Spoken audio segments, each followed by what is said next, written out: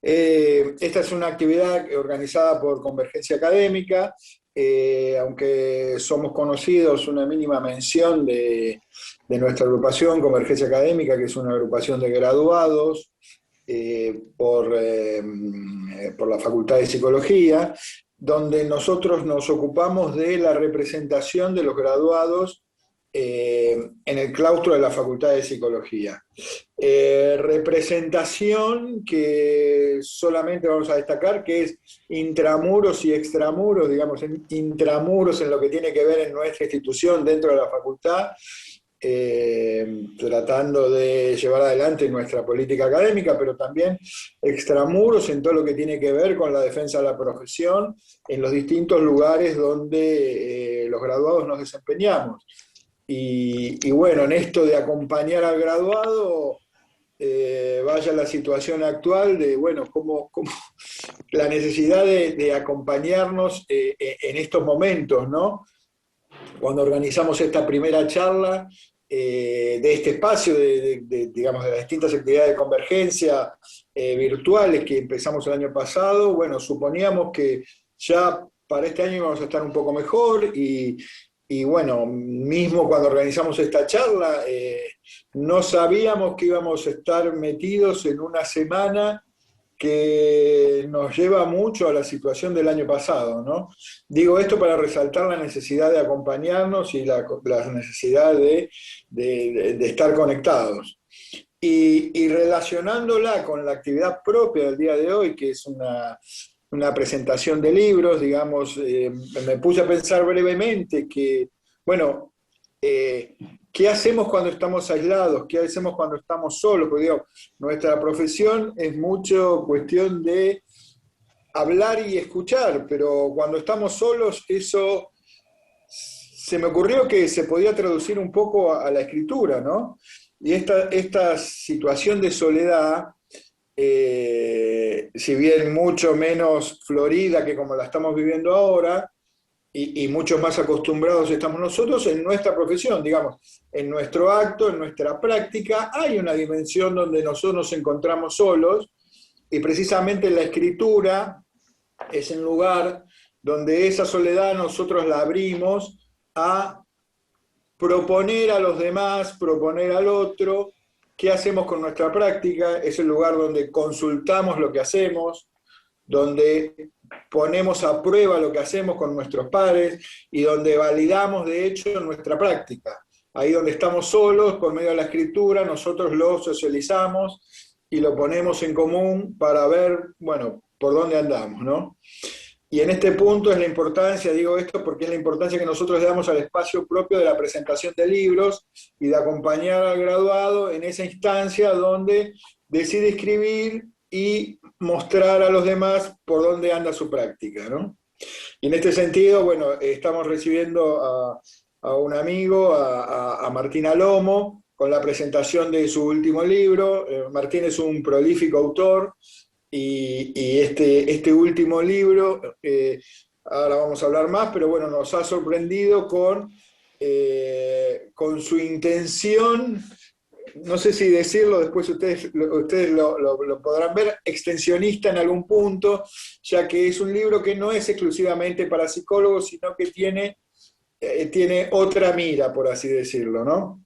Martínez es psicoanalista, es doctor en psicología, es magíster en psicoanálisis, ambos títulos de posgrado de la Facultad de Psicología, es especialista en metodología de la investigación, licenciado y profesor de psicología. Entre sus libros destacados, destacamos La función social de la esquizofrénica, pero tantos otros, más de 10 libros lleva escrito Martín Alomo. Y previamente a eso vamos a escuchar el comentario de Luciano Lutero, también un amigo nuestro, un amigo de la agrupación y de la casa, y que se prestó gentilmente a hacer los comentarios del libro de Martín. Luciano es psicoanalista, es doctor en filosofía, doctor en psicología también por la Universidad de Buenos Aires, donde trabaja como docente e investigador. Bueno, sin más, le paso la palabra a Luciano y agradeciéndole infinitamente a los dos por esta participación. Desde ya muchas gracias. Adelante, Luciano. Bueno, Martín, ¿qué tal? ¿Cómo te ¿Qué va? tal? ¿Cómo estás, Luciano? Bueno, un gusto reencontrarte para esta A vos presentación. también y buenas tardes Antes, a muchas todos. gracias a Miguel y a Gise, que están ahí en la organización del evento. Muchísimas gracias por esta propuesta y bueno, la gestión de este espacio, ¿no? Bueno, veo amigos también en la sala, como Marina, Alejandra, ¿quién está por ahí? Bueno, está Juan Martín. Bueno, me da mucho gusto, Martín, que tengamos la oportunidad de conversar nuevamente sobre tu libro, Vivir Mejor, ¿no? Que aquí lo tengo, ya tuvimos la oportunidad de hacerlo en otras ocasiones. ¿Se me escucha bien? Primero que nada, chequeo Perfecto. el audio. ¿Estamos bien de audio? Sí. Y a diferencia de otras veces, ¿no? Ya que esta es una presentación o una charla que vamos a tener en el marco de una presentación en la universidad, ¿no? Por ahí yo quería volver a encarar, ¿no? esta presentación como una conversación, como una charla de ida y vuelta, te dan ganas. Claro, claro Y que sí. primero quería, ¿no? Como ir haciéndote una serie de preguntas, ¿no? La primera de ellas, ¿no? Digamos, bueno, lo que implica para alguien como vos, con una formación, ¿no? de mucho trabajo, ¿no? Digamos que pasó por las distintas instancias de formalidad que requiere la universidad, ¿no? Quiero decir, la maestría, el doctorado, la docencia, la investigación, ¿no?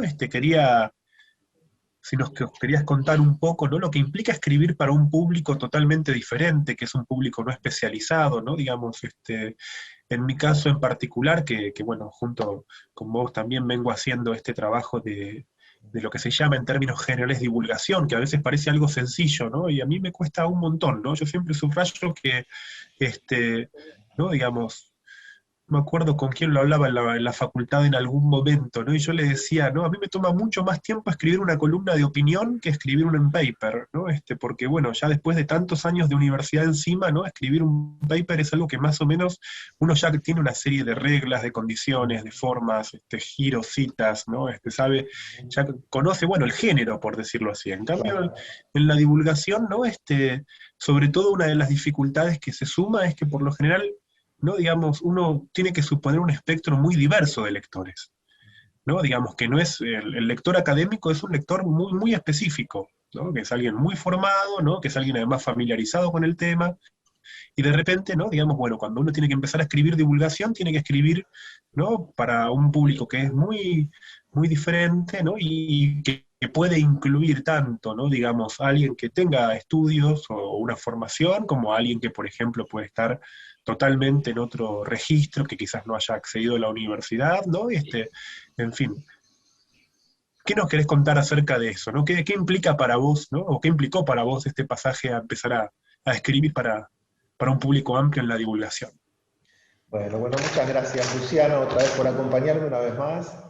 Y gracias también agradezco a Migue y a Gise, amigos de Convergencia, por esta conversación en el marco de la Facultad de Psicología. Y gracias a todos los colegas, las colegas que se reunieron ahora con nosotros. Sí, efectivamente, yo estaba pensando cuando empecé a publicar, yo publiqué el primer libro allá por 2008, 2009, y un libro sobre el insulto. ¿Se me escucha bien a mí?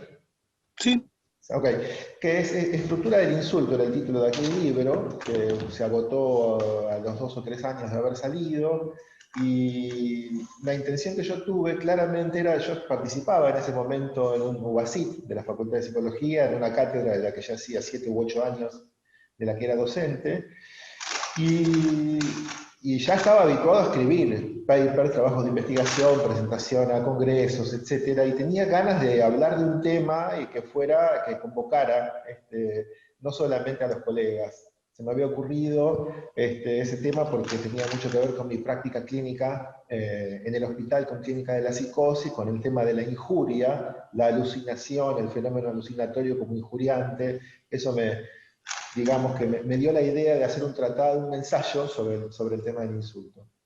Y la verdad es que me sorprendieron dos cosas, una gratamente y una no tan gratamente. La gratamente que el libro se agotó, digamos, la gente lo leyó. Pero todos los que lo leyeron eran colegas. O sea, no tuvo la intención mía de llegar a otros lectores por fuera de la parroquia, por decirlo de alguna manera, de colegas, no funcionó. Y los libros que escribí después de ese, que fueron 9 o 10, ya casi da vergüenza decir tantos libros juntos, ¿no? Entonces cuando me preguntan cómo hago para escribir tantos libros, digo que no tenía novia, ¿viste? Bueno, ese tipo de cosas.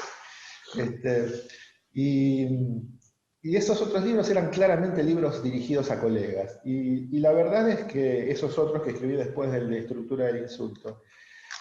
Y lo que me estaba preguntando era cuando tenía ganas de dar a conocer una especie de programa de prevención y promoción de la salud mental, ¿no? Una cosa claramente dirigida no a colegas, ni a colegas psicoanalistas, digamos, de la escuela de psicoanálisis, ni tampoco a colegas investigadores de la facultad, ¿no? Sino a un público amplio, un público general, que tenga simplemente ganas de abrir un libro y leer. Me pregunté cómo era que cómo podía hacer para escribir eso, y justamente ahí es donde reparé en la gran tradición de divulgación que tenemos en nuestro medio, ¿no? Remontándonos a los fundadores de la APA, por ejemplo, Arnaldo Raskowski, ¿no? O más acá, Florencio Escardó, con sus vinculaciones fuertes con nuestra disciplina, con la psicología. O vos mismo, Luciano, que tenés una trayectoria fuerte, que ya vas, no sé si por la edición número 10, no sé de cuántas, de más crianza y menos terapia. Bueno, así que me parece que pensé, bueno, a lo mejor no es una cosa que uno se sienta y escribe, sino que hay que hacer el esfuerzo, el trabajo, y efectivamente me dio muchísimo trabajo escribir Vivir Mejor, con este título así, supongo que llamativo, lo menos que puedo decir para los colegas que conocen mis producciones anteriores, y efectivamente es un trabajo bastante arduo el hecho de... Porque rápidamente es fácil encontrarse por esos caminos que decías vos, Luciana, que uno ya tiene marcados, de cómo se escribe un paper o cómo se escribe un libro dirigido a los colegas, y fácilmente uno cae en eso que se llama el shibboleth, ¿no es cierto? La palabra clave que el colega la va a entender, claro, pero haces eso, conversás con el colega y dejás a toda la mayoría de la gente afuera. Entonces, bueno, lo que traté de hacer es referirme a nociones fuertes del psicoanálisis y a conceptos fuertes del psicoanálisis, pero sin utilizar ninguna palabra técnica, ¿no? Así que ese sería más o menos el esfuerzo que hice, que traté de hacer en la escritura de este libro. Bueno, lo que decís, Martín, porque efectivamente no deja de ser un libro basado en conceptos del psicoanálisis, ¿no? Aunque esté presentado y escrito, ¿no? en primera persona y tenga un estilo bastante distendido, ¿no? Y no esté, sobre todo, ¿no? Como justificado, ¿no? Digamos, porque no es que la escritura académica es una escritura de justificación de por qué uno dice lo que dice, ¿no? Acá se sigue un criterio que es mucho más intuitivo, ¿no? Que eso también lo hace mucho más ameno. Yo recuerdo haberte dicho en otra instancia en la que conversamos del libro, ¿no? Que más bien vos ibas planteando como situaciones, criterios de reconocimiento, ¿no? Y que me parecía que eso era muy amable para el lector, ¿no? Que de repente, ¿no? Antes que encontrarse con la explicación de un concepto en sí mismo, ¿no? Digamos, se encontraba con algo en lo que podía reconocerse, que se podía jugar ese efecto, ¿no? Como de verse reflejado en lo que vos decías, ¿no? Y si te parece, a propósito de los conceptos, ¿no? Podemos hacer un recorrido por los capítulos, ¿no? Ir ubicando algunos conceptos de cada uno de los capítulos. Buenísimo. De hecho, creo que el libro, ¿no? En definitiva, ¿no? Toma 5 ejes que son fundamentales, ¿no? El primero de ellos, el amor. El primer capítulo dedicado al amor, ¿no? Es un capítulo que me pareció y me parece, ¿no? Todavía, ¿no? Muy, muy, muy importante, sobre todo porque, ¿no? Digamos, digamos, si pensamos que el título del libro es Vivir Mejor, ¿no? Digamos, ese primer capítulo sobre el amor no presenta una versión ingenua del amor o del amor basado en la correspondencia, ¿no? O el amor romántico, como se lo llama a veces, ¿no? Sino que restituye la dimensión del conflicto, ¿no? Que implica el amor y el esfuerzo que implica, y sobre todo además el trabajo personal que hay que hacer para poder amar, ¿no? Esto es que presenta, ¿no? Ya que el segundo capítulo va a ser como el trabajo, en realidad diría, ya hay un primer trabajo en el libro, ¿no? Que es presentando el amor como un trabajo sobre todo personal personal para no, muchas veces no confundirse, no dar por sentadas cosas, no caer en versiones autocomplacientes, no creer que uno sabe lo que el otro quiere, ¿no? Digamos, esas trampas en las que uno puede caer por dar por sentado que el amor es un sentimiento absoluto y autojustificado, ¿no? O sea que, ¿no? Como que por amor se puede hacer cualquier cosa, ¿no? Y uno diría, no, no, ¿no? El amor no autoriza cualquier cosa, ¿no? Eso es una conclusión, me parece muy, muy valiente del libro, ¿no? Como ir en esa dirección, ¿no? Que es una versión del amor muy humana, muy pensada desde la dificultad para ser dos, ¿no? Esto es sin caer en el uno fusional, ¿no? Pero al mismo tiempo, ¿no? Situando todo lo que se puede encontrar cuando se sostiene esa tensión que es ser dos, ¿no? Entonces, en ese punto, ¿no? Bueno, hablas del tema no solamente del enamoramiento, hablas también de lo que implica una separación, la posibilidad del divorcio, o sea, vas como por los distintos, o sea, no te quedás con el inicio, ¿no? Con la parte más enceguecida del amor, ¿no? Y voy a ir directamente a un punto, ¿no? Que quisiera que en todo caso, si tenés ganas, cuentes acerca de eso, porque en realidad, digamos, de la parte de la contingencia y todo eso son versiones como más conocidas ya, sobre todo en la universidad, cuando hablamos en psicoanálisis de lo contingente y demás, pero ¿no? A mí me gustó en particular, ¿no? Este capítulo que es el otro al que amo, en tanto otro también me molesta. ¿No? O sea, que renuncia como a una versión absoluta del otro, ¿no? Me pareció, ¿no? Que aparece como desde molestias menores, como a qué restaurante ir a cenar o qué película ver en el cine, hasta algunas más importantes, como el destino de las vacaciones o la elección de la escuela para los hijos, el otro molesta, sí, el otro, la otra. Nuestros amores, esos que le dan sentido a nuestras vidas, quienes nos acompañan, los que nos quieren, aquellas a quienes deseamos, los que nos satisfacen, ellas y ellos nos molestan. Bueno, a ver qué quisieras decir sobre. Claro, claro. Que estaba pensando justo hoy, mira, recién estaba terminando de escribir un texto que me habían pedido para un medio, que es sobre la otredad. Y justamente escribí algo parecido, sigo pensando lo mismo todavía estoy de acuerdo con eso que escribí ahí, que es que el otro molesta, efectivamente, ¿no? Por el solo hecho, el otro, ojo, el otro hace la vida más variada, más divertida, más interesante, y también el otro, en tanto otro molesta. Ya el solo hecho de que tenga ojos, ¿no es cierto? Y tenga oídos, y que eso lo vuelve en el testigo incluso involuntario de lo que uno hace, porque está ahí al lado para atestiguar, por ejemplo, nuestras miserias, nuestros fracasos, nuestras dudas, nuestras vulnerabilidades. Y resulta que aun cuando nosotros queramos hacernos los tontos y no darnos cuenta de cuáles son estos puntos ciegos o estos puntos oscuros, de nuestros análisis, lo digo así porque, bueno, estamos hablando acá en un contexto más entre colegas, ¿no? Puntos pendientes aún de análisis para aquellos que se encuentren en análisis o que nos encontremos en análisis, o bien puntos oscuros, que por más que se esté pasando o se haya pasado por un análisis, uno sabe que hay una piedra con la que ha tropezado más de una vez. Bueno, uno puede hacerse el tonto y no querer ver esa dificultad. Pero resulta que está el otro al lado que ve, escucha y atestigua, y bueno, es más difícil, digamos, ¿no? Engañarse cuando está el otro al lado para mostrarnos qué tontos que somos o qué vulnerables respecto de alguna cosa en particular.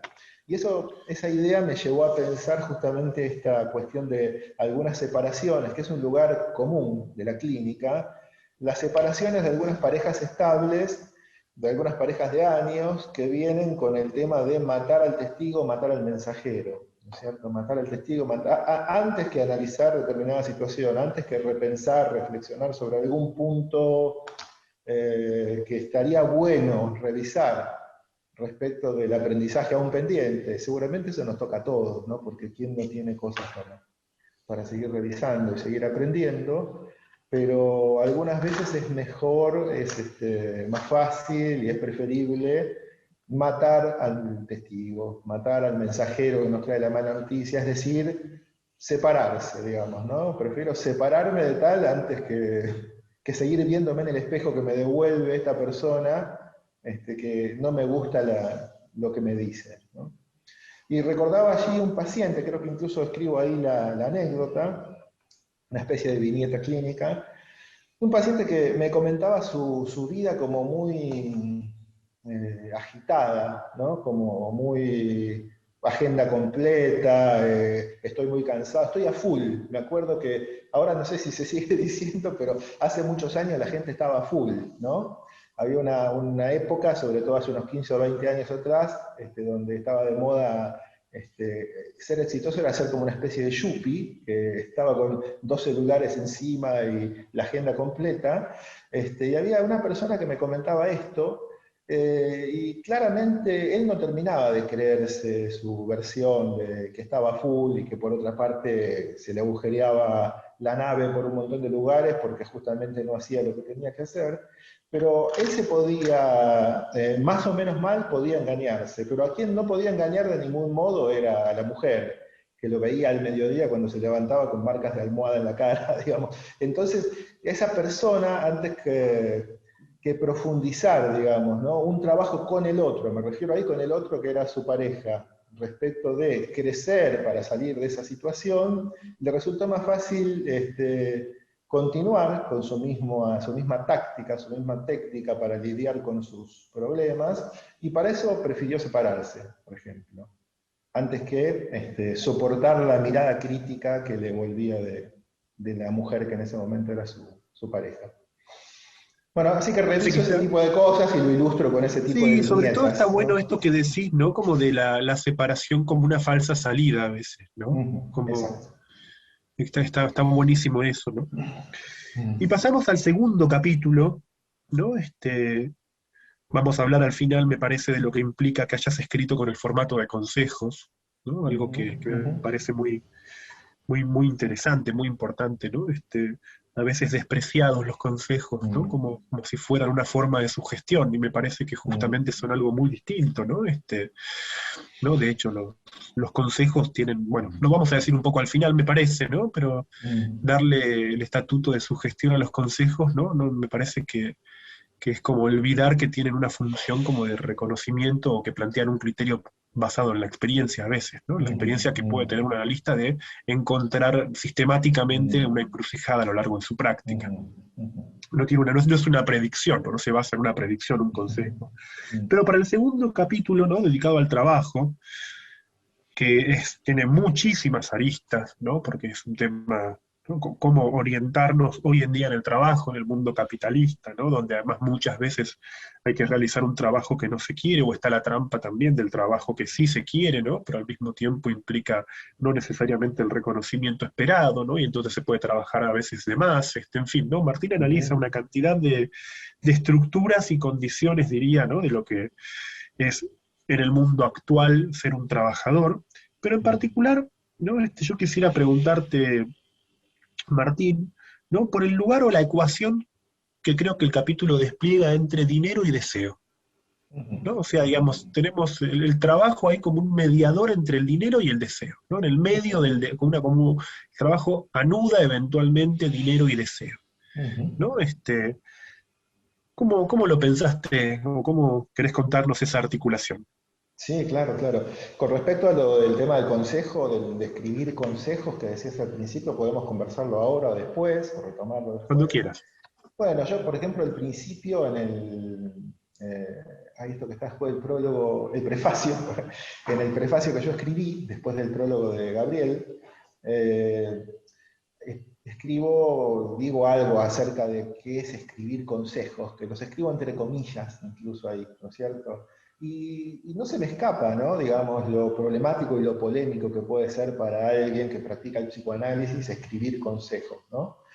Hay un subterfugio fácil para salir en la posición de quien da consejos, que yo puedo decir lo siguiente, que es cierto, que no doy consejos. Los consejos están escritos, quien quiera acceder a ellos tendría que leerlos, ¿no es cierto? De hecho, entonces no es que le doy consejos a quien no lo pide, sino que mínimamente aquel que tiene ganas tiene que acceder al libro, abrirlo y leerlo, con lo cual ya hay una cosa muy activa respecto de querer apropiarse de alguna cosa que está ahí. Sin embargo, responder eso me parece una tontería, ¿no? O sea que me corro de ese lugar y lo que quiero decir es que efectivamente, ok, yo doy consejos, escribo consejos, pero lo que tampoco se me escapa de vista en ningún momento, es que en definitiva para escribir los consejos estaría como en el mismo punto problemático de decir, ¿se puede escribir literatura pornográfica?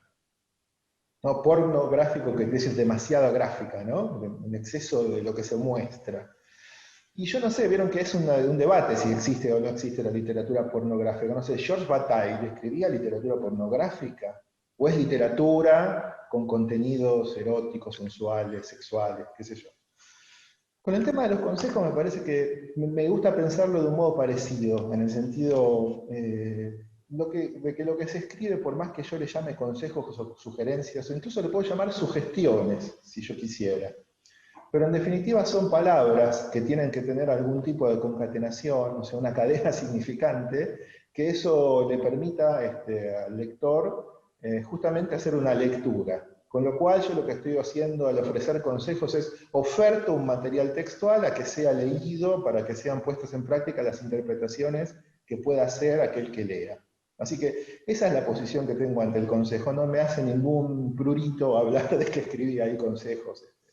En definitiva, es texto, es letra, y cada uno sabrá o no qué quiere, puede hacer con esa lectura, ¿no?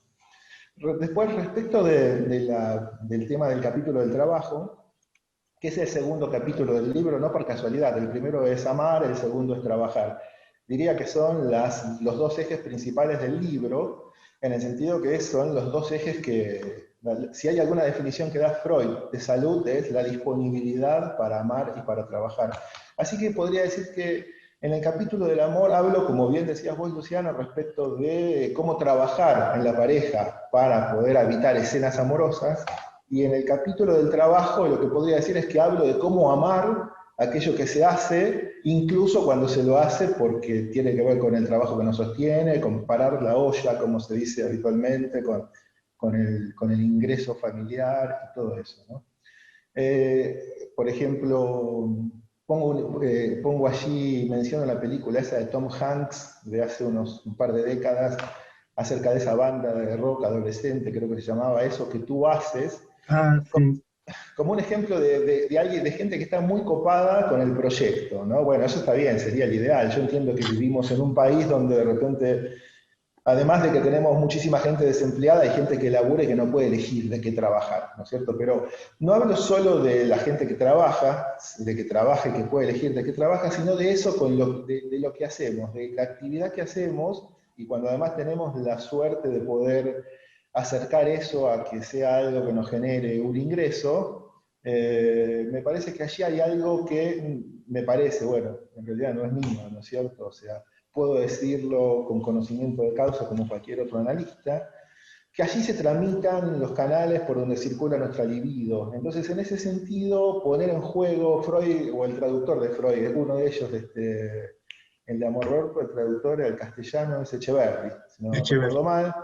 Bueno, entonces Echeverri decía algo así como poner en comercio social, traduce, no sé cómo sería la expresión en alemán que utilizaba Freud, es decir, poner en comercio social las producciones, poner a circular socialmente la producción del esfuerzo, del trabajo de cada quien, que eso es un aspecto de la salud, de lo saludable, si nos remitimos a Freud, es poner en circulación la libido, también es poner en circulación la libido, que acceda a los otros, que los rodee y que retorne de alguna manera para aludir más o menos al circuito pulsional, ¿no es cierto? Hacer algo de eso que quede tramitado a través de alguna vía significante, que tenga sentido social y que tenga un retorno. Así que de eso hablo ahí cuando hablo del trabajo. Y en cuanto al dinero, ¿qué lugar ocupa el dinero allí? Apelo a dos figuras eh, literarias. Una, el Manirrota, hay muchos ejemplos, ¿no? No sé, por ejemplo, hay un ejemplo de la literatura vulgar infantil de la década del 70, que es Isidoro Cañones, el Manirrota, Una referencia más académica para los lectores de Lacan acerca de la causalidad psíquica, capítulo 2, así Lacan menciona al Manirrota a propósito de la prodigalidad en la locura, a veces, ¿no? Y la otra figura es Harpagón, el avaro de Molière. O sea, por un lado tenemos el pródigo y por otro lado el avaro, y en el medio una amplia gama de qué hacer con esos papeles que se llaman dinero y que no son otra cosa que una especie de fruto convertido en esos papeles de la libido invertida en el trabajo, ¿no? Así que, bueno, a eso me refiero ahí en ese capítulo. Sí, que además, ¿no? Digamos, creo que un punto o un acierto, ¿no? Es como a veces es posible, ¿no? Ganar dinero, pero no poder apropiarse eso que se ganó, ¿no? Digamos, alguien puede generar, producir, ¿no? Y sin embargo, ¿no? Así como lo consigue, lo pierde, ¿no? Lo malgasta, ¿no? O tanto, bueno, o en el otro punto, ¿no? La avaricia puede ser una forma de tener algo solamente reteniéndolo, porque si no se siente que no se tiene nada, ¿no? Era un punto donde me gustó mucho ese capítulo sobre el trabajo, y el siguiente, ¿no? Bueno, este sería para una charla específica, así que yo solamente lo voy a mencionar y lo vamos a saltear, si te parece, para en otro contexto hacer una charla puntualmente sobre la parentalidad, porque este tercer Claro. capítulo, ¿no? Sobre la relación con los hijos, ¿no? Y sobre, bueno, lo que implican las funciones parentales, lo que es la transmisión, y algo de esto vuelve en el capítulo final, así que me parece que sobre esto podemos dejar la pregunta o simplemente la mención acerca, capítulo sobre la exogamia también, ¿no? Me parece que tiene distintas aristas. Y pasamos al siguiente, cuarto capítulo, creo yo, un capítulo, como ya te dije en alguna ocasión, un capítulo bien, bien importante y bien necesario hoy en día, ¿no?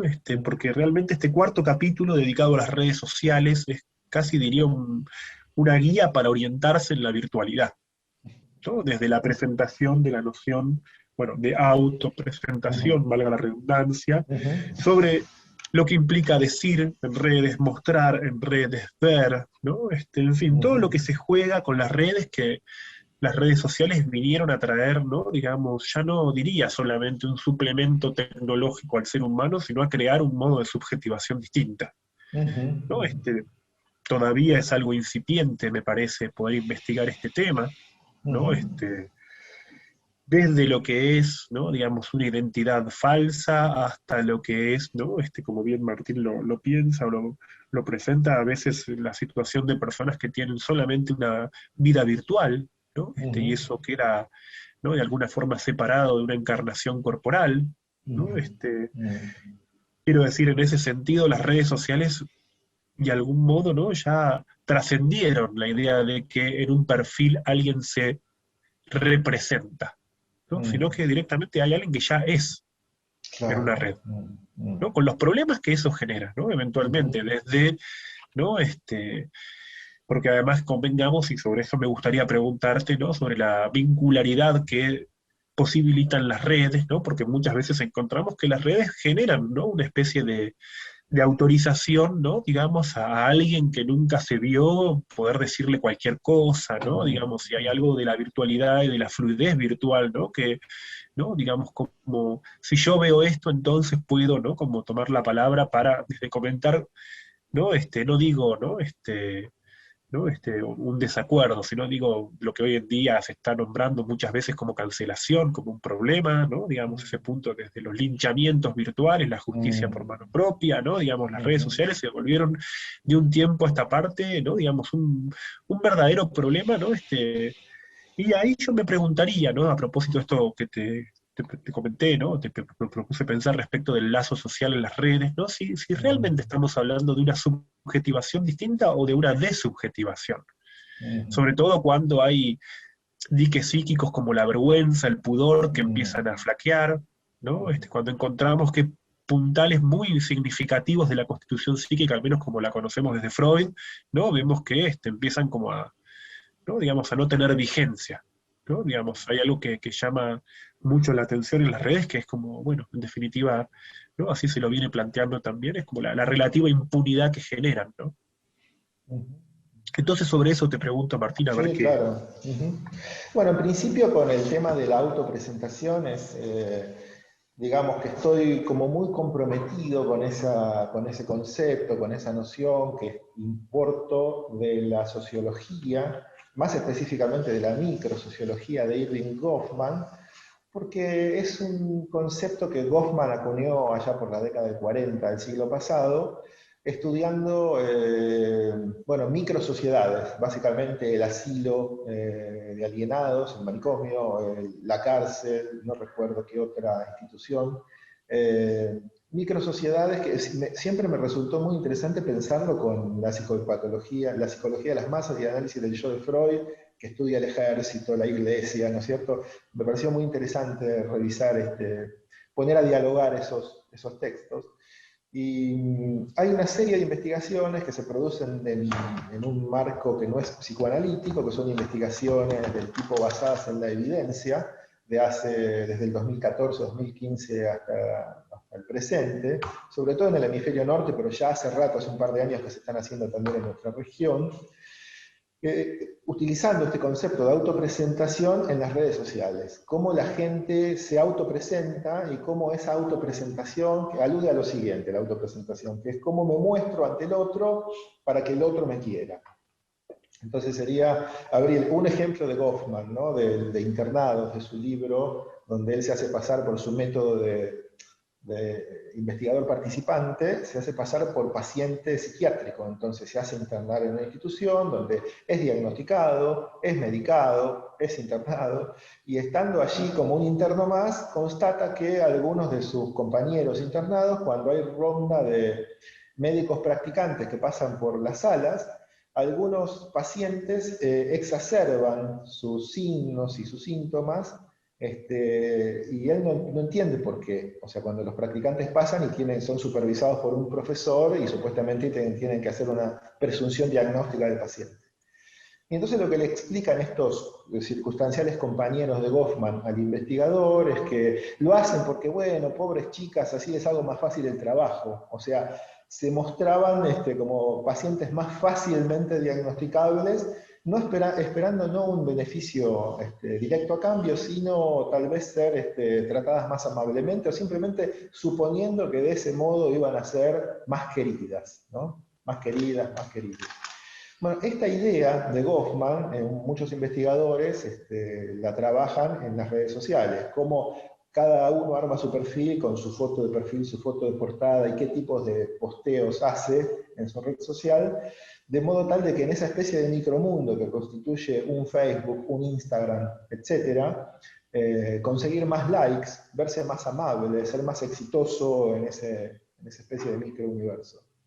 Así que trabajo esa idea, que hay muchos otros investigadores que la trabajan con la noción de falso self, a propósito de esto que decías, Luciano, de falsa, ¿no? De identidad falsa. No solo están los fake los profiles, sino también el falso self, pensado winnicottianamente, ¿no? Entonces hay un montón de cosas para pensar y discutir ahí. Y respecto de lo que decías de las nuevas subjetividades y las nuevas vincularidades que pueden pensarse a través de las redes, yo le dedico especialmente el apartado cuarto de ese tercer capítulo, que comento, digo que son 5 capítulos, cada capítulo tiene 10 apartados. Bueno, el cuarto apartado de este tercer capítulo dedicado a las redes sociales lo dedico a las relaciones que se inician o a las vincularidades que se inician a través de las redes. Y no, básicamente lo que señalo ahí, o digamos la elaboración que hago ahí, a lo que me permite llegar a mí es a plantear esta especie de juegos de espejos, ¿no? Que implica toda relación, no solamente las que pasan por las pantallas, o para decirlo de otro modo, que incluso en las relaciones en 3D, para poder hablar y que la palabra pase de uno a otro, también tiene que atravesar ciertas pantallas imaginarias, aunque no sean LEDs o no sean computadoras. Entonces, de lo que hablo ahí es de cómo al atravesar el laberinto de espejos o de pantallas, no importa cuáles, y se llega a la escena, por ejemplo, del cafecito o la cena de uno con otro, después de haberse conocido por las redes, que hay mucho ya que está expuesto ahí. Hay mucho que está expuesto y que básicamente se podría decir, bueno, si no lo arruinamos demasiado, y si nadie dice nada demasiado desagradable, ya sé que te gustó mi foto, me gustó tu perfil, esta noche podría pasar algo, ¿no? Es como que está dicho que podría llegar a haber cierto acceso a la intimidad de un modo más facilitado, pero que a la vez lo que queda dicho en cierta secuencia que algunas personas habitualmente usuarias de aplicaciones y de citas por redes que después se concretan en alguna cosa más íntima, comentan, es que lo que se constata es que en esa serie de pantallas, cafecito, cena, cama y eventualmente otra cosa o no, que la proximidad de los cuerpos, aun cuando sea de lo más intensa y de lo más cercana, no alcanza para hacer lazo, ¿no? Eso no queda dicho que al otro día se vayan a hablar por teléfono. Y que la velocidad de esto está acelerado a través de las redes y a través de que fluye más fácil cierto encuentro. Parece que el laberinto de espejos, a través de los espejos o de las pantallas, fuera como más permeable hacia cierto encuentro cuerpo a cuerpo. Entonces la pregunta que dejo planteada es, bueno, ¿cuál es la cercanía, o mejor dicho, dónde estamos cuando supuestamente estamos cuerpo a cuerpo? Con lo cual lo que me termino interrogando es no tanto la subjetividad, la virtualidad, sino que aprovecho esta situación de exacerbación de la virtualidad para indagar e interrogar la subjetividad de la supuesta presencialidad cuerpo a cuerpo, o sea, ese cuerpo a cuerpo supuesto. ¿Es cuerpo a cuerpo? ¿Dónde estamos cuando estamos cuerpo a cuerpo? Muy bueno, Martín. Llegamos así finalmente a el último capítulo, que es el capítulo más fuerte del libro, ¿no? Es el capítulo justamente al que llegan todos los otros capítulos, ¿no? De alguna manera es como una preparación para este gran capítulo, que es un capítulo dedicado, ¿no? La vida después de la vida, ¿no? O sea, es un capítulo dedicado a haber vivido, ¿no? Digamos, a qué es lo que permite decir que uno vivió, ¿no? Digamos, es un capítulo acerca de, y que no simplemente existió, por decirlo así, ¿no? Digamos, esta existencia, ¿no? Es algo que tenemos por el hecho de nacer, pero no, digamos, en qué momento descubrimos la vida, ¿no? Este, y ahí creo que ¿no? Vos vas ubicando distintas figuras, ¿no? Digamos, el prócer, el hombre mediocre, ¿no? Digamos, o sea, las existencias conformistas, las existencias heroicas, ¿no?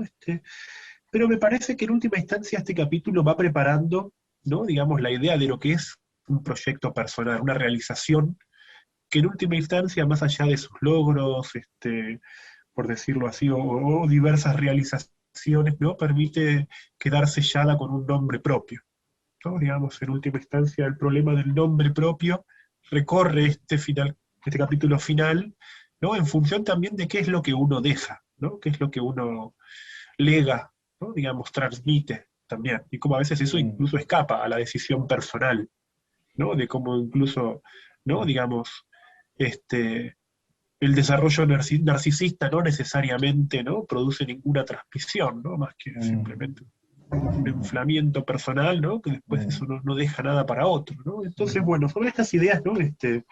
Para ir concluyendo, quería invitar a conversar sobre este último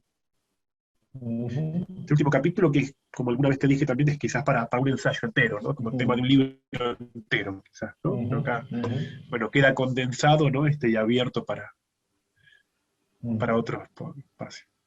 Sí, sí, te agradezco, Luciano, la pregunta esa y la consideración de ese capítulo, que a mí es el que más me gusta, como te dije en alguna otra charla, y me encantó escribirlo. Y, bueno, podría decir, a ver, acá que estamos entre colegas, entre amigos de la Facultad de Psicología, que es un capítulo que si hubiera sido en un texto para colegas le hubiera puesto la nominación, ¿no? Porque lo que trabajo ahí es ese concepto psicoanalítico, eso que Lacan aborda de lleno en el seminario 22, por ejemplo, ¿no? En el RSI, el concepto de nominación, que viniendo de su revisión del Edipo, o del nombre del padre que hace en el seminario 21, en los nombres del par, en el de non du père en el 22 RSI trabaja nominación, eso le permite llegar al concepto de síntoma en el seminario 23. Bueno, yo trabajo efectivamente sobre ese concepto, sobre el concepto de nominación.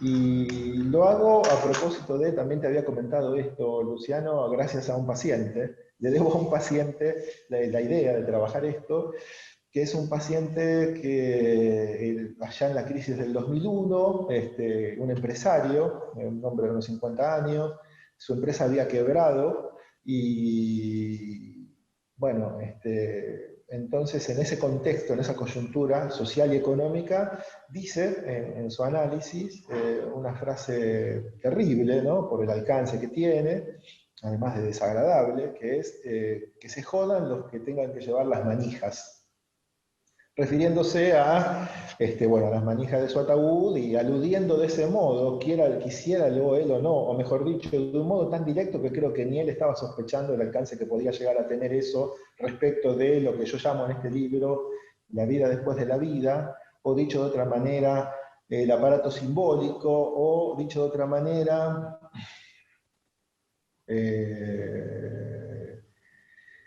esos planetas, digamos, que forman parte de las constelaciones, de las elipses que andan por alrededor de lo que uno dice y que tienen peso. Me refiero a los significantes, ¿no? Estaba diciendo significantes que tenían un peso terrible para él, para su descendencia, y que además resonaban de un modo fuerte por esta crisis económica y empresarial que estaba sufriendo. Y en ese contexto, lo que hacía que sonara más fuerte eso todavía es que con su amante decide hacer un viaje, creo que al Caribe, donde se gasta el poco dinero que le quedaba, con lo cual efectivamente estaba produciendo, digamos, esto que él decía, ¿no? Estaba produciendo que la situación desafortunada, que el infortunio económico desembocara en una quiebra, no solo en una quiebra empresarial, sino en una catástrofe peor para la economía familiar. Y en este sentido, lo que pienso, lo que pude pensar gracias a este paciente, es que eso que estaba diciendo era como un programa, aunque él no lo supiera, aunque él no lo planteara de ese modo, un programa respecto de dónde se situaba, respecto de dónde esperaba a los que lo seguían, y respecto de cómo eso que él decía, ¿no? Que a sus deudos les iba a dejar solo deudas, y tenía muchos argumentos para explicar esto, y cómo ese después que él imaginaba, esa vida después que él imaginaba, después de su vida biológica, pensándose sin querer en ausencia, tenía incidencia en su vida presente, es decir, en su vida cotidiana. Así que de eso trabajo en el libro, ¿no? De cómo las ideas de trascendencia que uno tiene, no porque uno se ponga a pensar en la trascendencia, no solamente por eso, no solamente porque uno se ponga a pensar responsablemente, reflexivamente en la trascendencia y qué le va a dejar uno a los hijos, etcétera, sino que incluso aun cuando no lo haga conscientemente, hay ciertas ideas que delimitan un programa y que se constatan en el momento en que tienen incidencia en el presente, ¿no? Así que de esa articulación, de esa imbricación entre un futuro que aún no ha ocurrido, pero que sin embargo se actualiza en un presente, y que eso se escucha a nivel significante dicho en análisis, bueno, de eso hablo ahí en ese capítulo. Sí, y como bien decís, ¿no? Me parece que eso es lo que también define la escucha de un analista, ¿no? Y aunque este sea un libro escrito como para un público amplio, aunque sea un libro escrito sin tecnicismos, aunque sea un libro, ¿no? Que se presenta con la simpleza de los ejemplos, a veces más que con el argumento último y definitivo, ¿no? Digamos, sino que busca justamente producir ese efecto de que quien lo lee se empape, ¿no? Y se sienta tocado por lo que el libro justamente plantea. Ahí se ve también la transmisión y lo que logra, ¿no? Y creo que también ahí se nota, ¿no? Digamos, la decantación de tantos años de práctica tuya, ¿no? Creo que ahí se ve también qué clase de analista, ¿no? Digamos, sos en el punto en el que, ¿no? Digamos, no estás como detrás de la explicación del libro, ¿no?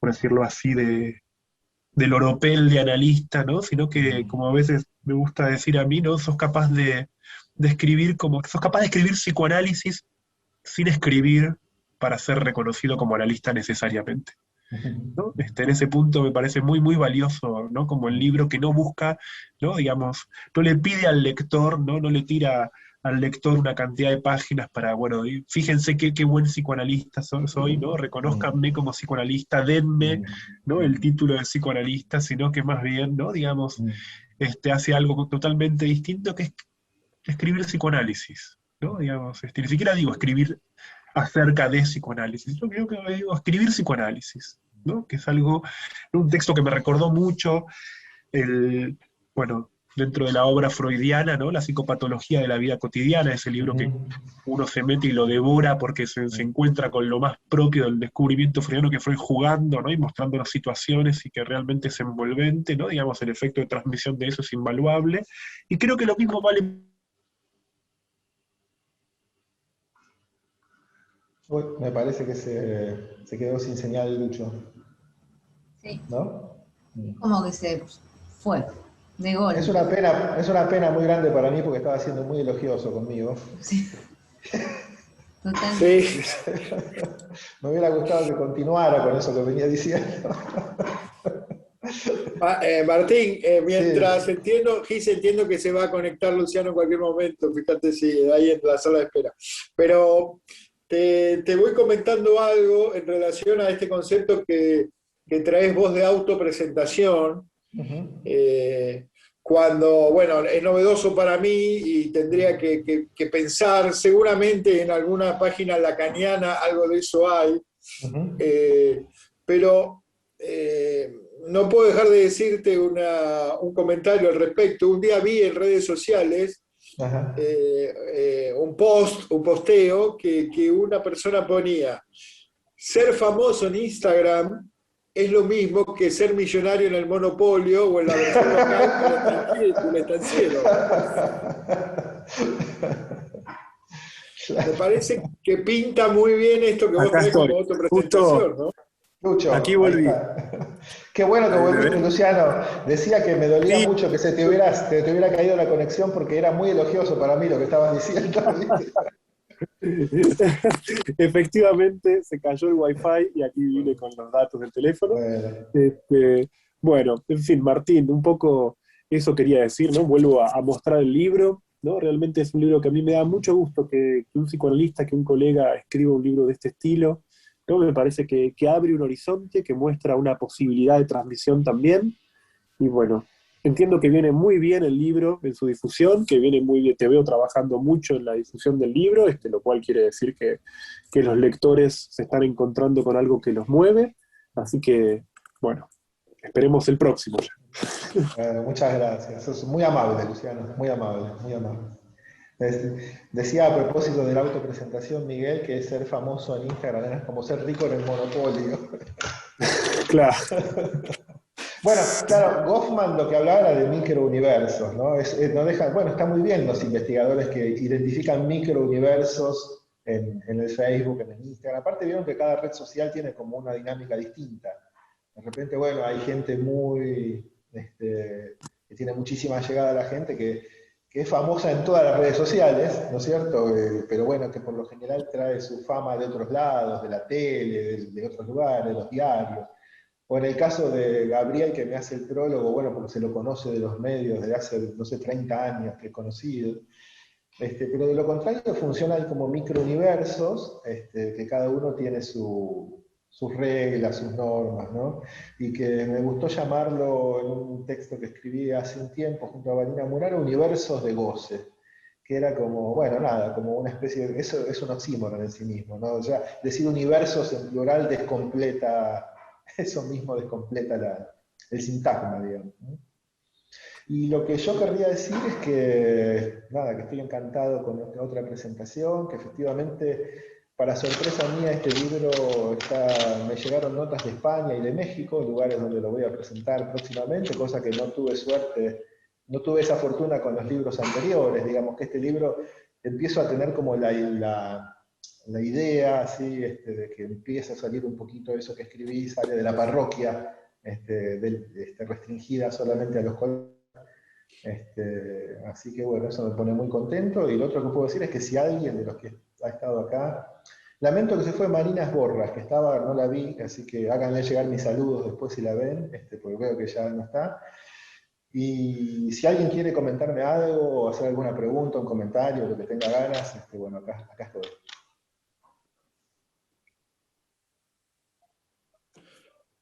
Yo, Martín, también quería recuperar algo que se dijo, pero bueno, para decirlo directamente, digo por lo claro que a mí se me presenta en esta charla, que la trascendencia, porque digo, de vivir se trata y de vivir mejor se trata, pero bueno, la trascendencia, más allá de la trascendencia, es importante porque eso determina nuestro presente, ¿no? Lo que estamos haciendo hoy en día. Sí, sí, sí, sí. Digo, eso es bien psicoanalítico. Y sí, es bien psicoanalítico.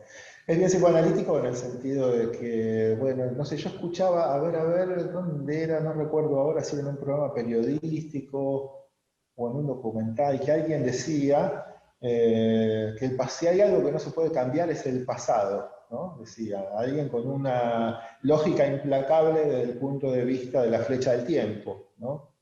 Y justamente cuando yo lo escuchaba, esta persona que me parecía muy intelectual, no recuerdo ahora de qué área, de alguna disciplina de las ciencias humanas, no me acuerdo el nombre, hace poquito. Y yo pensaba, digo, está muy bien lo que es este tipo, es muy interesante, me gusta, pero justamente si yo pensara eso, no me habría analizado, no practicaría el análisis. O sea, el análisis parte de que el pasado se puede cambiar, ¿no? Eso de el futuro anterior, de alguna manera, es como, bueno, tener una idea fuerte respecto de que la lectura a la que uno puede acceder y la interpretación, incluso para decirlo de un modo más fuerte, a la que se puede acceder por medio de un análisis, tiene incidencia sobre la lectura del pasado y eso necesariamente incide sobre el presente. Y en este caso, hablar de la trascendencia, bueno, es también plantearse como la idea, que por lo general no es solo idea, sino que si tiene alguna trascendencia, si decanta, mejor dicho, si decanta hacia un otro, es a través de alguna palabra, es decir, no es solo idea, no es solo imagen, sino que es texto también. O sea que si esa idea con texto de algún futuro supuesto que uno se hace, tiene cierto peso en la trama simbólica que uno habita, se termina detectando porque tiene incidencia en el presente. Así que eso también, claro, que es muy psicoanalítico. Y bueno, eso lo articulo con cómo eso se anuda a la cuestión del nombre propio, ahí en ese capítulo, ¿no? Creo que hay preguntas en el chat acá, ¿no? A ver. Ah, bueno. Qué bueno, mira, acá saludan desde México. Bueno, Vale Villa, saludos, Vale. Bueno, gracias. Bueno, muchas gracias. Yo quería comentar algo sobre este concepto de hola. Hola, Mariana. Perdón que entré tarde, pero estaba con acá problemitas también con el celular, la conexión y eso. Mucho gusto, gracias.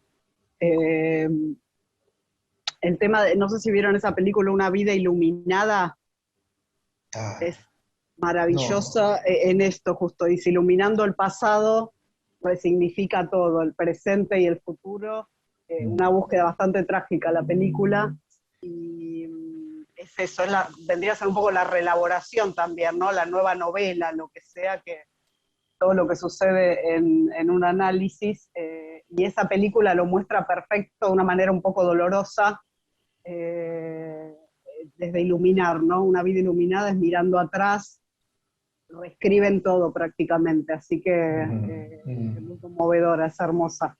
Mira, bueno, la voy a ver. Me Muy recordás linda. a un paciente que tenía que era oriental, que me comentaba que era chino, me comentaba que en su cultura había una tradición de que, así, esto del linaje, ¿no es cierto?, de que una familia es de alta alcurnia si el apellido es importante, pero había una tradición de iluminar hacia atrás, hacia los ascendentes, volver importante el linaje a partir de lo que hacía el sujeto en el presente, ¿no? Que era otro modo de inscribir un linaje en la historia oriental, por decirlo de alguna manera. Me recordaste eso. Qué interesante. Sí, también me estaba acordando, bueno, una cuestión de mi propia, no sé llamarla terapia o análisis, pero bueno, algo que me cambió mucho la vida, con respecto a la herencia, lo que comentabas de la herencia, esta cuestión de, me acuerdo que mi terapeuta, como tengo ahí mis cosas con eso, ella me decía, Mariana, la herencia está acá, ahora, ahí. La gente se queda esperando herencias, me decía, muy, muy bueno eso. Se queda esperando herencias y la herencia está acá viva, acá enfrente. Eso de la espera o no lleva vidas directamente a ser perdidas, ¿no? Y eso me hizo mucho efecto a mí en su momento para vivir, tan sencillo como eso, ¿no? Para vivir con toda la herencia ya la aportamos, y es bastante, ¿no? Así que nada, ese detalle justo porque me gustó mucho lo que comentaste de la herencia y el paciente. Interesante. Bueno. Qué bueno. Gracias por el espacio, perdón ahí. Bueno, gracias a vos por el comentario.